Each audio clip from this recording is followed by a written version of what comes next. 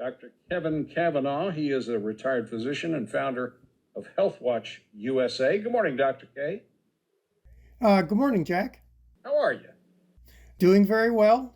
I read last night that there is now a child with monkeypox in New York.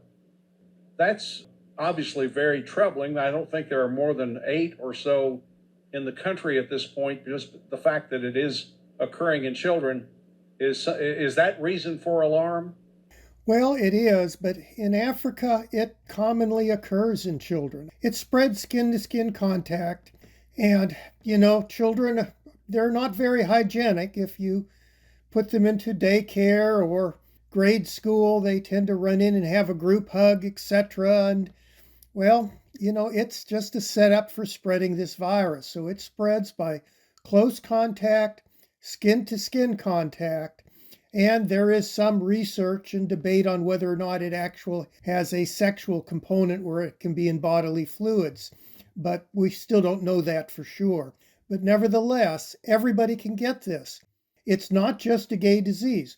Right now, it is primarily in gay men, but it could easily jump over and spread into other categories of people in our society. So we need to be very vigilant, and this is another reason why we need to have good hygiene and follow public health guidance. Now, talk about this Walgreens test positivity tracker.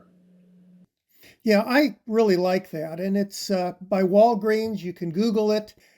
And what this does is report all of the Walgreens tests. Now, it always runs much higher than the other reports from other government agencies, health departments that gather all the tests from everywhere. But what this does is just report the Walgreens data. And it is, I think, very reliable because of that. At one point, just a few months ago, in March, the test positivity rate was around 4%. Right now, it is up to 40% nationwide. And so that shows that the virus is spreading and spreading quite fast in the United States. And so, again, if you're high risk, if you're elderly, you definitely want to get boosted, and you definitely want to avoid indoor settings and wear an N95 mask. Yeah, we jumped from monkeypox to COVID. I didn't specify that, but that's what we're talking about. And how's Kentucky doing? Not extremely well. Well, no, we're not. We're actually the worst in the nation. If you go to the New York Times COVID data site, you can see a map, and Kentucky, specifically Eastern Kentucky, is just very, very dark red compared to the rest of the nation. And this signifies, again, a lot of cases. And when you look at our hospitalizations, they're up approximately 3 to 4 times that over our nadir, which was several months ago. And we have ICU admissions that are up. And although it's not up nearly as high as our other peaks, this elevation appears to have plateaued and being long lasting. So again, this is not where we want to be as a society. You can say it only affects the high risk or the elderly. Well, that's not really true, especially with data on long COVID. But let's face it, everybody's going to become elderly if they're lucky at some point, and you'll fall into that high risk category. And elderly, when you talk about COVID, it can be anybody above age 40 to 50. That's when you start to see a large spike in hospitalizations and deaths, especially in those that are unvaccinated. Now, with the current variant we have, BA.5, if you are unvaccinated, even young, you can get very sick with this, and there's still a risk of hospitalizations and deaths.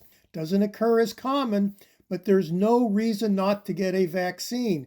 These have been out for almost 2 years now, and they are very safe. Bottom line is, I know a lot of people that have died of COVID, that have gotten very sick from COVID. I don't know anybody that has died of the vaccine. I know of only one person that I've heard of that has gotten sick from the vaccine and they had a full recovery. So there's no question in my mind that COVID is far, far more riskier. Get vaccinated and get boosted. Our question of the day today, Omicron-specific COVID booster shots are weeks away. Will you get one? Are you suggesting that everyone should have that as well? Definitely, because what has happened is with the BA.5, it really has evaded the immunity from previous vaccines and even the BA.1. Now, it still gives you good protection against very severe disease, such as hospitalizations, death. Long COVID, however, is still a risk, and so is getting very sick at home. And so, yes, you need to get the booster. The booster in the United States is supposed to specifically target the BA.5 variant. And so it's going to be reformulated. They're already giving boosters right now in the United Kingdom, but that one targets primarily the BA.1 variant, and the BA.1 or your original Omicron does not give that good a protection to our current variant, which is BA.5. So you want to go on ahead and get that shot. Let's face it, Jack, almost everybody in the United States at this point has had COVID, and we're still dealing with hospitalizations, deaths, and long COVID. And unfortunately, in Eastern Kentucky, that bright red spot is primarily because we have an extremely low rate of vaccinations and being boosted. In Kentucky, only 58% of the population has been two-dose vaxxed, and 27% has been boosted. Far too low to stop this virus and not to have a lot of people getting very sick from this disease. Are you concerned that if it comes to a point, which it looks like it's going to, that we're going to have to start paying for our vaccines, that will cause people to not get vaccinated? It may, but I'll be honest with you, Jack, if people then also have to start paying for care, it may motivate people to get vaccinated and try to prevent this disease, because right now there's a safety net.